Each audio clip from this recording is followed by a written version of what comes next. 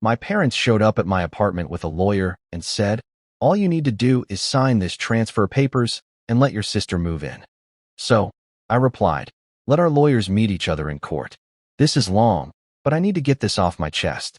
I work as a cybersecurity analyst in downtown Seattle. 5 years ago, after living with roommates and eating ramen for years, I finally saved enough for a down payment on a 2-bedroom condo. It's nothing fancy, but it's in a decent building with good security close to the L, and most importantly, it's mine. I spent another 2 years fixing it up, new appliances, renovated the bathroom, painted everything, built custom shelving for my remote work studio. Every improvement was paid for by overtime hours and side projects. My younger sister Olivia, 22F, is the golden child. Always has been. When I was working 2 jobs to pay for community college before transferring to a state school, she got a full ride to University of Washington. When I bought my first car at 20, a old Ford Focus with 200,000 miles, she got a brand new Honda Accord for her sweet 16. When I was living in a moldy basement apartment during my internship, she was decorating her luxury dorm room that my parents paid for because the regular dorms weren't good enough for their baby. I'm not bitter. Okay, that's a lie. I'm definitely bitter, but I've made peace with it. You know, that's just how our family dynamic works. I'm the responsible older brother who had to figure everything out himself. And she's the princess who gets everything handed to her. Fine, whatever. But last Sunday, my parents, Robert, 56M, and Linda, 54F, invited me over for dinner. Should have known something was up when Mom made pot roast. She only does that when she wants something. The whole dinner was weirdly formal. Olivia was there wearing a dress like this was some kind of event. Small talk about work, the weather, Olivia's upcoming graduation, then over dessert, Dad cleared his throat. "Ethan, we need to discuss Olivia's graduation present." I figured they wanted me to chip in for something. Last year, I contributed $500 to her spring break trip to Miami because family helps family. I was already mentally calculating what I could spare this month. "We've been thinking," Mom said, cutting her apple pie into perfect squares. "Olivia, starting her adult life, and housing is so expensive these days. Tell me about it." I laughed, thinking about my mortgage payments, which is why Dad continued. "We've decided the best graduation gift would be for you to transfer ownership of your apartment to Olivia." I literally choked on my pie, like actual coughing, eyes watering, the whole 9 yards. When I finally caught my breath, I managed to squeak out, "I'm sorry." "What?" Mom smiled. That smile she does when she thinks she's being reasonable. "Your apartment, sweetheart. You'll sign it over to Olivia. She needs a good start in life. And you're established in your career now. You can easily get another place." I looked around the table waiting for someone to yell April Fools, even though it was October. But they were all staring at me expectantly. Even Olivia, who was nodding along like this, made perfect sense. "You want me to give Olivia my apartment? The apartment I bought that I'm still paying the mortgage on that apartment." "Don't be dramatic," Dad said using his stern voice. "It's not like you're using all of it. You live alone in a 2-bedroom. That's wasteful in this economy." Wasteful? I couldn't believe what I was hearing. I use the 2nd bedroom as my office. I work from home 3 days a week. You can work from a coffee shop. Olivia finally spoke up, examining her manicured nails. "Lots of people do that now. It's trendy." I pushed back from the table. "Are you all insane? Do you understand what you're asking? I have a mortgage. My name is on the deed. I've spent thousands on improvements. This isn't like giving her my old Xbox." Mom's face shifted to disappointment mode. "Ethan, family helps family. When you needed a car for your internship, didn't we help? You co-signed a loan that I paid every cent of. I shot back and you held it over my head for 4 years. That's different," Dad said dismissively. "We were teaching you responsibility. Olivia's graduating summa cum laude. She deserves to be rewarded with my Y apartment." The conversation devolved from there. Mom started crying about how I was breaking her heart and abandoning family values. Dad accused me of being selfish and materialistic, saying I cared more about things than my sister. Olivia threw in that she had student loans to pay, conveniently forgetting her full ride covered tuition, and her loans were from her living expenses in Seattle's trendiest neighborhoods. The kicker came when Mom pulled out her phone and showed me listings for studio apartments in my area. "See, there are plenty of places you could move to. Some are even cheaper than your mortgage payment." "Those are in Tacoma," I protested. "An hour from my office and their rentals. A little commute builds character. Dad said. The man who'd worked the same postal route for 30 years and never commuted more than 15 minutes in his life. I left, just stood up, grabbed my coat, and walked out while they called after me. My phone started buzzing before I even reached my car. Texts from Mom about how disappointed she was. Voicemails from Dad about family duty. Even Olivia chimed in with a text saying I was ruining her graduation joy. But here's the thing that really gets me. They'd clearly been planning this for a while. Mom had those apartment listings ready. Dad had talking points about property transfer between family members. Olivia wasn't surprised by any of it. They'd orchestrated this whole ambush, assuming I just cave hand over my biggest accomplishment because they demanded it. I've been going over this in my head for days. Am I crazy? Is there some unwritten rule where successful older siblings owe their homes to younger ones? Because I've helped Olivia plenty over the years. Textbooks, moving costs, emergency cash when she overspent on spring break. But apparently that's not enough. Now I need to literally give her the roof over my head. The worst part is I know this won't end here. They're going to make this my fault. I'm the bad guy who won't help his sister. Never mind that they could help her themselves. They own their house outright and have considerable savings. But why should they sacrifice when they can guilt me into it? I don't know what to do. I love my family, but this is insane, right? Please tell me I'm not the bad one for wanting to keep the home I worked my butt off to buy. Update 1, 2 weeks later. OMG, you guys. I thought my family had reached peak insanity with their gift us your apartment demand. I was wrong. So wrong. After my first post, I took your advice. I sent a group text clearly stating that my apartment was not and would never be Olivia's graduation gift and that the subject was closed. I suggested some actually reasonable graduation gifts. I'd be happy to contribute to first month's rent on her own place furniture, even a cruise. You know, normal gifts. The response was immediate and brutal. Mom called me crying, saying I was crushing Olivia's dreams.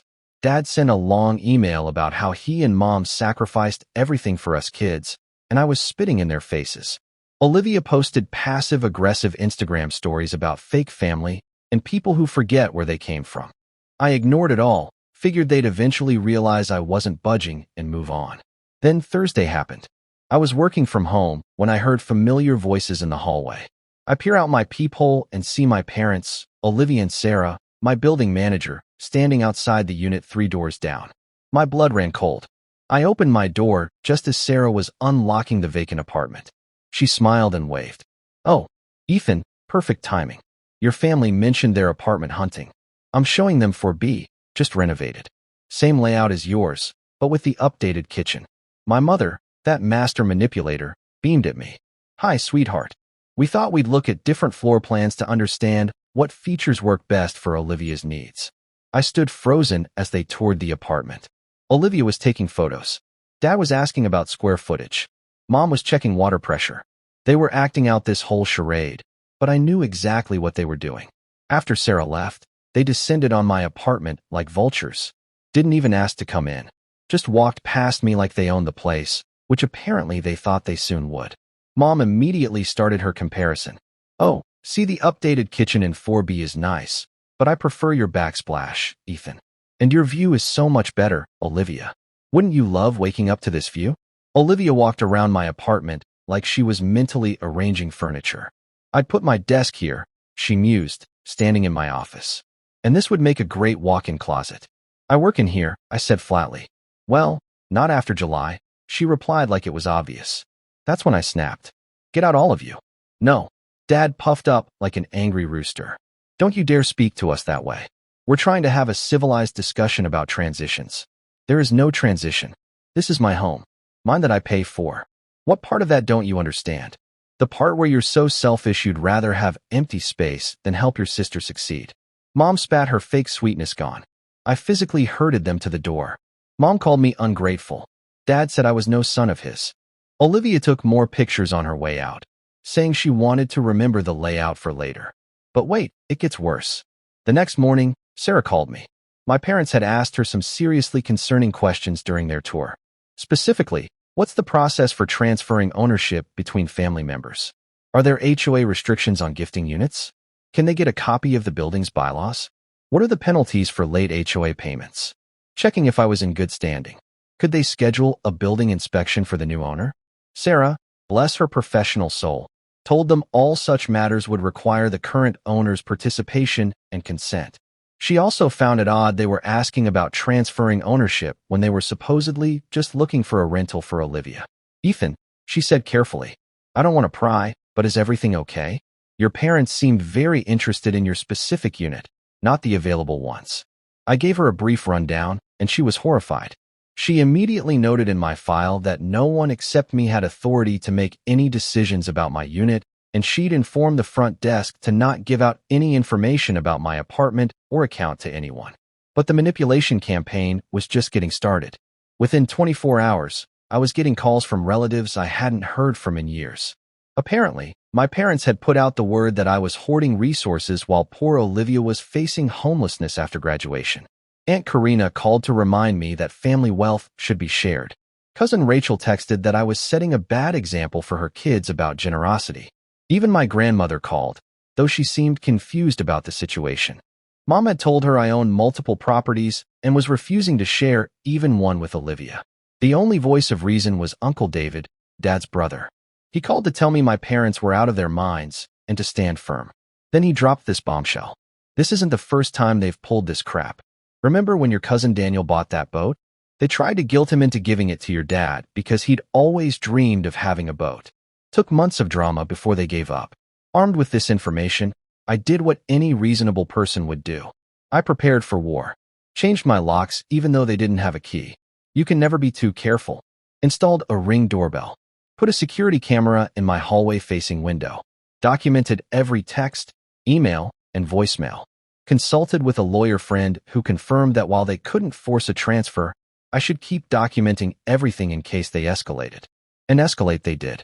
Olivia started posting on social media about how some people forget that their success is built on family support and how grateful people share their blessings. She posted photos of my building with captions like, "So close yet so far," and "When family lets you down, broken heart." Mom switched tactics to health guilt. Suddenly, she was having stress, migraines, and heart palpitations from the family discord. Dad sent me an article about how adult children who don't support their families die younger. I wish I was making this up. The most infuriating part, they could easily help Olivia themselves. I'll update again if when they escalate further because something tells me this isn't over. Update 2. 1 month later, I need a drink or therapy or both. Definitely both. So, remember how I said my family couldn't possibly escalate further? I was naive. So freaking naive. First, let me address the graduation situation. Olivia's graduation was 2 weeks after my last update. I decided to skip it after everything that happened. I know some of you said I should go and hold my head high, but I couldn't stomach sitting there pretending we were a happy family while they plotted to steal my home. Instead, I sent Olivia a graduation card with a $500 check, my original planned gift before this apartment insanity. She cashed it within 24 hours. No thank you, no acknowledgement. Just took the money and ran. Classic Olivia. The family explosion was immediate. My phone looked like a Christmas tree with all the notifications. How dare you miss your only sister's graduation? You're tearing this family apart. So selfish you can't even show up for one day. My favorite was from Aunt Karina. Your absence was noticed and spoke volumes about your character. Yeah, lady. And what does trying to steal my apartment say about theirs? But the real circus started last Saturday. I was enjoying my coffee in my apartment when the doorbell rang at 8 a.m. Through my new security camera, I saw my parents Olivia and a stranger in a suit. Every instinct screamed danger, but I was curious. Collins, looking like he'd rather be anywhere else, extended his hand. "Mr. Thompson, I'm here to help facilitate the property transfer your parents have arranged." I didn't shake his hand. "What property transfer?" Mom jumped in using her reasonable voice. "Don't be difficult, Ethan. We've had all the paperwork drawn up. All you need to do is sign, and this whole unpleasantness can be behind us." "May I come in?" Mr. Peterson asked. This would be better discussed sitting down. Against every screaming instinct, I let them in. I wanted to see how far they'd take this. Insanity. They sat in my living room on my couch I'd saved for months to buy, and Mr. Collins pulled out a folder. Inside were actual legal documents, real official-looking property transfer papers with my name and Olivia's name. As you can see, Mr. Collins explained, clearly reading from mental notes. The transfer is straightforward. You'd be signing over full ownership to Olivia Thompson with an effective date of July 1st, giving you time to make arrangements. I looked at the papers, then at him, then at my delusional family. And what makes you think I'd sign these? Mr. Collins frowned. I was told this was a family agreement that just needed formalizing, that you'd already agreed to gift the property as a graduation present. Did they mention I've refused this multiple times? That I've explicitly said I will never give Olivia me apartment? The poor man's face went through several expressions before settling on uncomfortable realization. He turned to my parents. You told me Mr. Thompson had agreed to this transfer. He will, Dad said firmly. He just needs to stop being stubborn and remember his family obligations. That's when Olivia decided to drop her own bombshell. I already told my roommates I'd have a place by July. I can't go back and tell them it fell through. Do you want me to be home? Mom immediately turned on the waterworks. Ethan, please. We're just trying to help Olivia start her life. Why are you being so cruel? Because it's my apartment. I stood up. My name on the deed, my mortgage payments, my renovations, my home. What part of this aren't you getting? Dad stood up too, getting in my face. Family helps family. If you can't understand that basic principle, maybe you're not part of this family anymore. Then I guess I'm not, I said quietly. The room went silent. Even Mom stopped crying. Olivia's mouth fell open. I think until that moment they really believed I'd eventually cave. Get out, I continued. All of you, and don't come back. Dad's face turned purple. You ungrateful. Get out. They left, but not quietly. Mom wailed about her broken heart. Dad muttered about disowning me. Olivia announced I was dead to her. I'm getting messages from relatives I haven't seen since I was 10 about how I'm destroying the family and abandoning my principles. The narrative they're spinning is that I'm a millionaire with multiple properties refusing to help my struggling sister. The reality that I'm a single guy with one apartment and a mortgage doesn't fit their victim story. The only silver lining has been Uncle David, who called to share more family history. Apparently, my parents have a pattern of this behavior. I tried to guilt Cousin Daniel into giving Dad his boat. Attempted to convince Aunt Rebecca to lend them her vacation cabin indefinitely. I pressured Grandma to change her will to favor Olivia over all other grandchildren. I convinced my late Uncle George to co-sign loans he ended up having to pay. They're leeches, Richard said bluntly. They find someone doing well and latch on. Stand your ground, kid. The latest development. I found out through another cousin that my parents are telling everyone I'm mentally unstable and being manipulated by a girlfriend. I'm single. Who's turned me against family? They're actually suggesting I need an intervention. An intervention for not giving away my apartment. I've started therapy, real tears, not the crocodile tears she'd perfected over the years. She begged me to meet her, said it was urgent, and she was sorry. Against every piece of advice from my lawyer, therapist, and basic common sense, I agreed to meet her at a public cafe. Olivia looked terrible. Bags under her eyes, hair unwashed, wearing sweatpants, a far cry from the polished princess I was used to. She sat down and immediately broke down. Ethan, I'm so sorry. I'm so sorry. You were right about everything. I stayed silent, waiting for the catch. Mom and Dad, they're in trouble. Bad trouble. They're going to lose the house. And there it was, the manipulation tactic I'd been waiting for.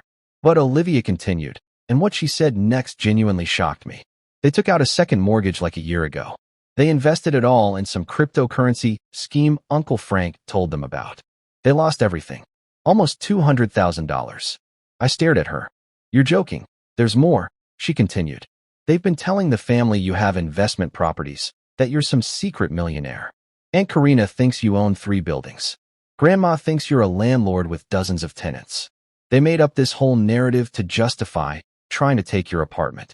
Why are you telling me this now? I asked. Because next week they're planning to come to your apartment with more family members, like a lot of them. They're calling it an intervention, but really they're hoping to pressure you into signing. Uncle Frank is bringing his lawyer friend, who apparently knows how to expedite family transfers. They think if enough people show up, you'll cave. I felt sick. My own parents were organizing a mob to steal my home. Olivia reached across the table, not quite touching my hand. I know I don't deserve anything from you. I've been a spoiled brat my whole life, but you're my brother, and this is wrong. I wanted to warn you. 2 days later, my parents showed up at my workplace again, but this time they didn't come alone. They brought Uncle Frank and Patricia and 3 cousins. They told security they were there for a family emergency, and caused such a scene that security called the police. I had to leave a client meeting to deal with it. In the lobby of my professional workplace in front of my colleagues, my father screamed that I was letting them become homeless while I lived in luxury. My mother collapsed dramatically, claiming chest pains. I learned later. They tried to paint me as an ungrateful son who'd abandoned his family in their time of need. The judge wasn't buying it. When the judge saw the fake property transfer documents and heard about them bringing a lawyer to my home to pressure me into signing, his face went stone cold. He granted the restraining order immediately. My parents can't come within 500 feet of me, my home, or my workplace. The courtroom erupted. Mom screamed that I was killing her. Dad yelled about me. They had to be escorted out by bailiffs. It was the most embarrassing moment of my life, but also strangely liberating. The aftermath was swift, and the extended family is completely divided. Some think I went too far. Others have reached out to say they had no idea how bad things were and support me. Uncle David revealed that my parents have been borrowing money from various family members for years, always with soba stories and manipulation. A grandma called me directly for the first time in years. Turns out she never thought I was a millionaire landlord. She was confused why everyone kept telling her that and was worried she got the job on her own merit. We're not close, may never be, but I can respect that she's trying to change. My parents' house was foreclosed on last month. They're living with Uncle Dennis now, apparently making his life miserable with their demands and expectations. He's already reached out to other family members trying to rehome them. Karma is a thing, isn't it? I still have my apartment. I've redecorated a bit, trying to reclaim the space from all the negative memories. Sarah still jokes about the family drama of the century when she sees me. My therapy is ongoing. Turns out growing up in a family where love is transactional leaves some deep scars. The restraining order stands for 2 years. I haven't heard from my parents since the hearing, though I know they're still spreading their version of events to anyone who listen. That's fine. The people who matter know the truth. To everyone who followed this journey and offered support, thank you. Your comments helped me realize I wasn't crazy, that what they were doing was abuse, not love. To anyone dealing with similar family manipulation, please know that no is a complete sentence.